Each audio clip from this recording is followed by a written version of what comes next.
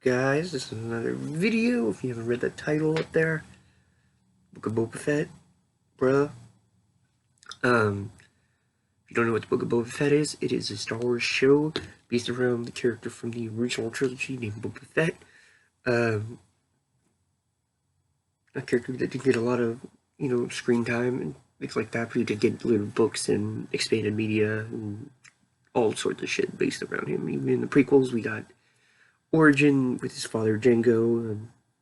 A lot of people didn't like that. I think it's okay, but I don't think it's great.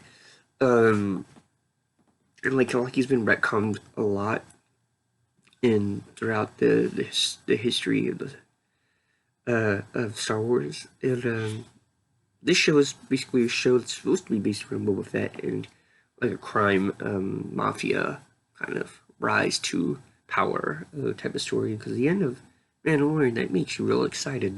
When they say, he goes to Jabba's palace, he kills everybody, he kills uh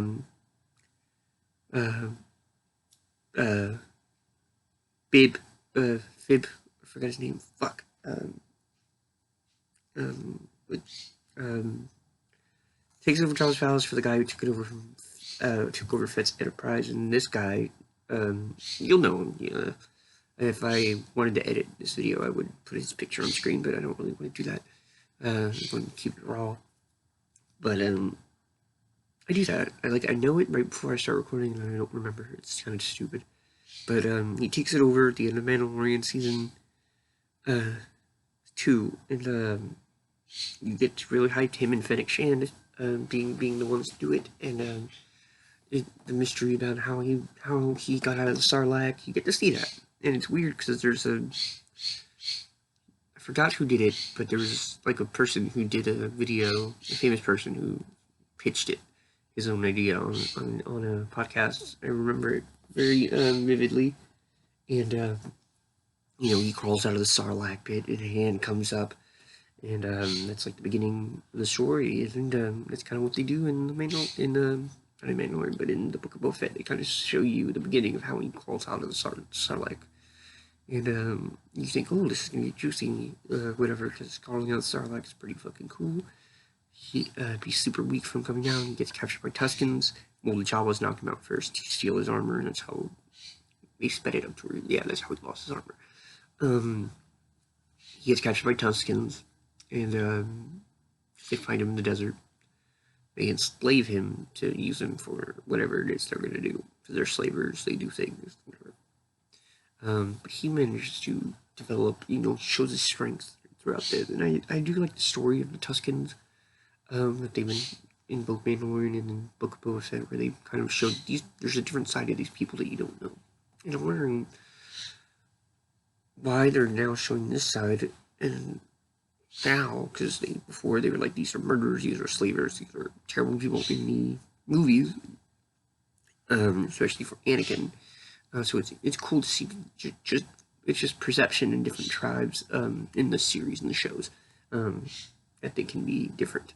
If you play video games, some of the games will show you otherwise, as well as the books and the comics. But in like the Knights of the Old Republic game, you see it on the other side of the Tuskens in that game a little bit, not much, but a little bit. And definitely in the comics, you definitely see different sides of Tuskens occasionally. But he gets captured by Tuskens. He slowly builds this relationship with them and teaches them. They teach him the Gaffy combat, and they teach him a few other things, while he also teaches them how to drive speeder bikes, how to stand up for themselves, things like that. And eventually, it comes that story is flashing back to the present where he is now. So it's like that's a flashback to the present. And the present is like him working on this enterprise, and people don't want to listen to him because he's not the leader anymore. Fib, whatever, ruined the enterprise, and people don't think Boba. Because some people do know Boba, some people don't know Boba, and he meets all these people, part of this enterprise, and I think that was a cool starting point. A lot of it could have been condensed into one episode. Like the Tuskens should have just been, like, the whole Tusken story should have been episode 1, and then move into the rest of the series. But continues. One of my favorite characters that we didn't get to see a lot of, and I'm pretty sure that she's dead, is the Twi'lek in the bar, the no man's land, the neutral zone in on Tatooine in this city, and she was cool. I thought, oh, we might get to see more of her later on, and we didn't really dang it too. And I was hoping that she was gonna have some kind of like secret agenda, or she was working for somebody, blah blah blah. But no, that's not what happened. But I thought she was a cool character, and she was very sly, very charismatic. The way that the actress played that Twi'lek in the bar. So it's really about these. It's really about this gang taking over. They control the spice trade, and they're the ones who framed Boba and killed his Tusken family or his tribe. The people who he was close to, and he never found out, and they framed it on these speeder bike gangs, these booster gangs, these train gangs, whatever. He goes and wipes them all out easily, with ease. And eventually, push comes to shove, keep continuing, and not much happens really. It's like they start recruiting people. They recruit these speeder bike gangs and things like that, and then the main villain antagonist gang sends people after him. Very like Wild Westy the way they do it. The mayor's working for the bad guys. I'm just jumping around with things pop up to my head. Assassins. Eventually, the Hutts come back. Now, you think that was going to be the big focal point of the series when the Hutts show up, when they hear that Boba has taken claim to the throne of Jabba. They come up. They throughout the series, Boba has shown that he doesn't want to work for shitty people anymore, which is very noble, and I wish it would show. I know they show like him becoming friends with Tusken, but I want to know like. I wish they would have like made it very clear why he wanted, like, flashback to some of his other times before being thrown in the Sarlacc pit of like bad situations that he did, but they didn't do that, so it's okay. We see a couple flashbacks of him as a child on when Jango was around. That was kind of cool. I thought we might get more from that, but we didn't. I love the use of the flashbacks and the way they did it when he was in the backpack tank. I thought that was a cool way to do it, but I just think the flashbacks kind of just slowed the show down a little bit when they could have just did the Tuskens present, and then occasionally when he's sleeping in the backpack tank, flashback to that childhood part. That would have been the way I would do it. I know John Campea, a guy I follow who I really enjoy watching, he doesn't like flashbacks most of the time, I think. So, I do think once you get past all that, the show picks up. The first 3 episodes are okay. Once it starts getting past that, he recruits this booster gang, right? These kids with metal limbs, eyes, and one of the girls in it, so beautiful, very hot. They have multicolored bikes, and a lot of people on the internet make fun of that part being the Power Rangers. And I could see that. It was funny. It's very interesting. The idea of those characters is not bad. The execution of those characters is not very good. But I digress. Eventually, he gets Jabba's Gamorreans early on in the series, which is cool. And then so we see Black Krrsantan. He with the Hutts. He's a famous fighter, pit fighter, arena fighter, gladiator. That's what people know him as, and he's also from like comics. He's met Boba before in the comics. I don't know when, how that aligns, but I'm pretty sure that probably happened. Boba probably knows who he is at that point. Eventually, he's sleeping, and he gets pulled out of the back and is attacked by Black Krrsantan, like he snuck in, and And it takes a lot of people to stop Black Tristan, and they just defeat him, they capture him, they throw him down into the once usable pit. And if you know what the pit's for, you know. The Rancor. I almost forgot the name of the Rancor. And that's like a tease. They use the Rancor a couple times throughout the series to fuck with people and things like that.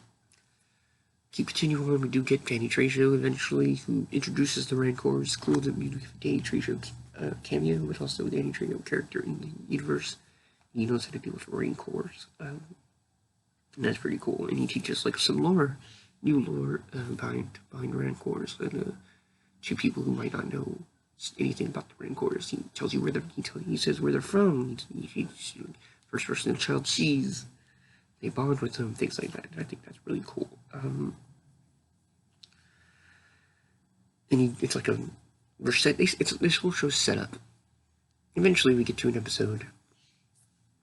Like, this is the stuff that you just need to know when you watch it. It's really fun, a lot of fun. It's not the best show. It's not as good as Mandalorian, but it's okay. It's a good K-Pass, probably like a 6.5 out of 10. It's good, but not amazing like the Mandalorian. But we get to an episode, one of the last 3 episodes, we get the Mandalorian episode. It's purely Mandalorian. There's no Boba in it, really. It's just almost like a Trojan horse for the next season of Mandalorian. It sets up the Darksaber and why he's not able to use it as well. It sets up him not being Mandalorian anymore. And it sets up a few other things. Him being recruited by Fennec Shand to help with Boba and this thing he's doing, and he owes him one, so he also gets a starfighter from episode 1 from Naboo, and the Naboo starfighter, which is cool. There's a lot of this series gives you a bunch of like fan service, but not enough good things. But yeah, Naboo starfighter. Then eventually we get to a point where he goes to this planet where because he says, I'll come help you, but I need to go do something first. And in the preceding couple episodes after that, we get to see, what's his name? I forgot that fucking guy's name.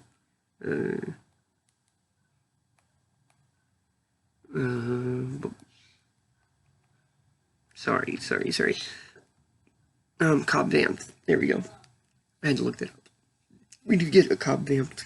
Was a Mandalorian, comes back, does the Wild West thing, tries to recruit him. He's like, eventually they convince him like, hey, we need people. His town's called Freetown now, and he's like, so he gets convinced to help. Eventually, like he turns it down, and gets convinced to help because of the spice trade, and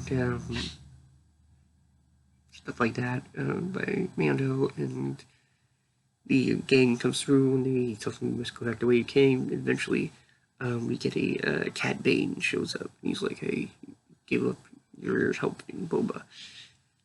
And he's like, I can't do that or whatever. And Cat Bane shoots him, and that's what unites the people whose town. But he's still alive in critical condition at the end of that part, as far as we know. He doesn't die on screen, like completely dead. They said he's still alive, get a medic. So we might see some Cobb Vanth later on. Which side note from that is that Cobb Vanth, the creator of Cobb Vanth in the novels, is kind of mad that he wasn't a thing in the credits of the show. But I'm like, you're paid. You're paid for your work. Doesn't matter if you create a character. I understand as a artist you want to be known for your work and appreciated for work, and you have to fight for that. But also at the same time, if you're just a writing for hire, a gun for hire, as a writer, you should not expect them. They don't have to. They don't have to include you for that. Vice versa, it would have been nice if because it would have taken like 5 seconds to just put his name in the credits. It's like it's a battle that it's easy to avoid from Disney's standpoint. Like just put his name in there. It doesn't have to be big. You can just throw him in there. Like the creators, like in the credits, we just have like a line creators of these characters, and you could put like the various artists or writers who made up those characters, like Black Kristan and all those, right? They could have done that. They didn't. I could understand his frustration as an artist, but as a company corporate, you should know you're done fried or right or fried. You're not going to get what you want. However, though from that we do eventually get an episode based around a lot of things. One thing, it sets up Mandalorian season 3. Mando goes to a planet. He runs into a Ahsoka.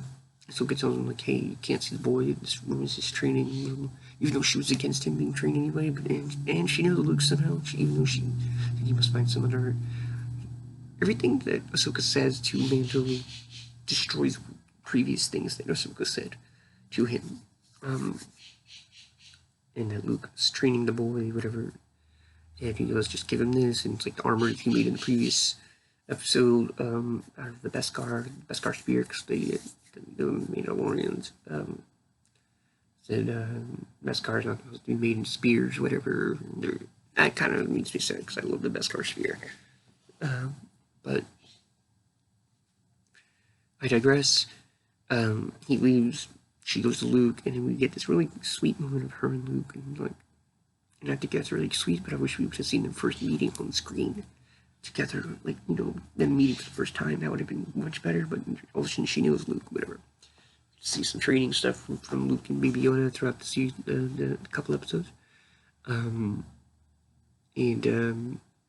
she leaves, and it's like you could just have Luke say that to Mando, and we could have saved the meeting for Ahsoka and Luke. The only thing that would have been is if he called her Snipes or something, or she called him Sky Guy. That would have been kind of cool, just a little Easter egg.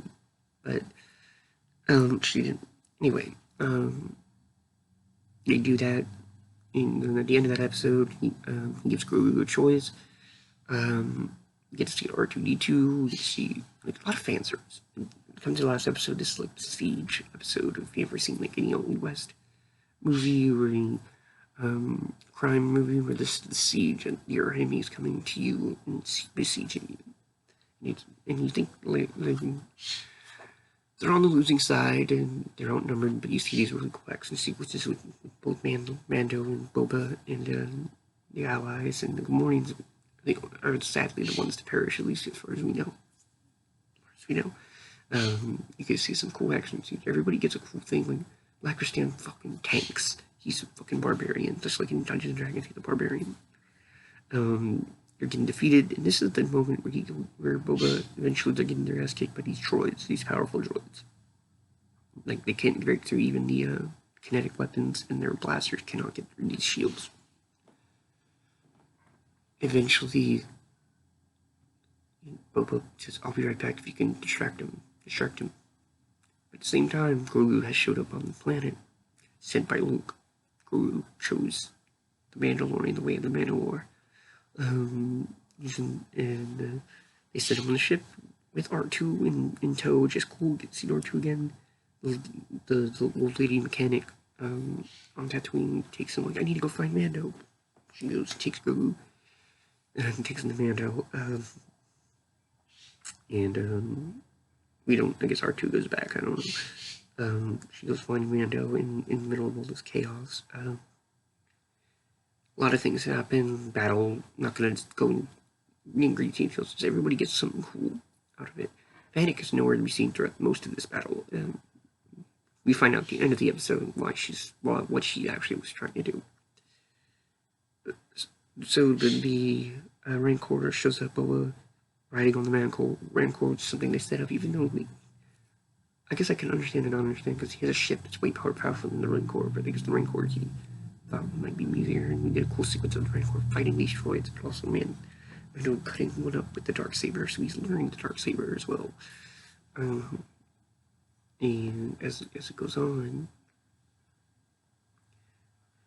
victory, the Rancor gets free, whatever, at the end of this fight. They destroy the droids, but the Rancor is free. And they're fighting it. Eventually, Baby Yoda, had showed up partially through this battle, and he's like, you need to save kid. And then the Baby Yoda uses the Force to put the ring to sleep. And that was a cool part, and he cuddles up next to it. And kind of like leaves off there with the fight and everything, and then after that, we get to see where Fennec Shand is, and Fennec Shand goes to the Pike Syndicate's, the enemy gang hideout, where the mayor is, where all the other mob bosses were that didn't side with Boba, and the head of the Pike Syndicate. And she takes them out one by one, eventually leaving the Pike Syndicate leader, kills him, and kills the mayor, kills all the leaders, and then the Pike Syndicate leader. And it seems like she could have done that, and they could have done that at any point in the series, and just decided to do it at the end. Like, seems like she's a master assassin, bounty hunter, and she could have, and she just makes it seem like she could have done this at any point in the series. Right? The last 3 episodes are fucking fun. I think you could skip if you, because a lot of it's kind of slower, boring, but also fun if you're just a fan of it. But if you just want to be caught up with Mandalorian and what's going on, last 3 episodes of Book of Boba Fett, you can watch those and be ready for Mandalorian. But I just watching the whole thing just because it's a fun time. 6.5 out of 10 for me. I just hope this isn't what they're doing going forward. I hope because these guys know how to write. They know how to write Star Wars. They know how to do great shows. Clone Wars, Rebels, The Mandalorian. They know how to do this. These guys that are working the show know how to do it. And I just hope that they don't fall into this style that they did in Book of Boba Fett going forward. Even though it's good, I'll still watch. It's not like a terrible, like, oh gosh, like, shitty show. It's good. It's fun. It looks great. It's fun. It doesn't treat you like you're stupid. It just overwrites a lot of things that they set up in the previous places. And it's not really all about Boba Fett. A lot of times it's him. The beginning of the season is like a little bit, it's mainly Boba Fett, the first 3. But once you get further in, you're like, fuck. Like, this isn't Boba Fett anymore. Like, what's going on? Like, it's like a Trojan Horse show at the end of, I wish they would have done some other story. Especially the relationship between Cad Bane and Boba, where we get that confrontation between Cad Bane and Boba in the last episode. And Boba does kill Cad Bane. And they kind of, when they're talking now in that episode, like, there's some mystery there, and they know each other, and I want to know that. I want to know more about. I wish they would have done the series where it's like a flashback to Cad Bane and Boba Fett. Maybe do the first episode, Tatooine, the Tuscans, and then the next 2 episodes you have him and Cad Bane's history, or at least the second episode, Cad Bane's history with him. Like flop between, and then, the Pike Syndicate, where the Syndicate hires Cad Bane, and then it leads into Cad Bane confronting and the siege and that stuff. I think that would have been a good way to do it. And, but they didn't do that way. It's okay. It seems like it's a Trojan Horse thing going into the show, Mandalorian Season 3, to explain why they're together again. But I just think they could have done it better, differently, and made it a 7 out of 10, or an 8 out of 10, or a 10 out of 10 show. Mandalorian's a 9 out of 10 show. For me, for Star Wars, it's one of my favorite Star Wars things. After I even have a set of Mandalorian mugs in my room that I don't use or display, but like things like that, I love Star Wars. So I'm hoping that they do better going forward, especially with a few months. We have the Obi-Wan Kenobi show, or the Kenobi show. I'm really excited with Ewan McGregor come back and Hayden Christensen come back. I'm really excited to see what they're doing, and it's on Tatooine as well. I'm really excited to see it going forward, in my opinion. I think it's gonna be a lot of fun. But that's my thoughts on the Book of Boba Fett show. I'm also gonna do a few other videos very soon. I still need to do 2 videos on Legend of Vox Machina, and there's a few trailers that came out recently that I watched that are fucking insanely good and really cool that I'm gonna give you my thoughts on. Can't wait to see those as well. So I'll see you in another video. Stay tuned because there's a lot more shit coming. Hopefully I can stay on top of it.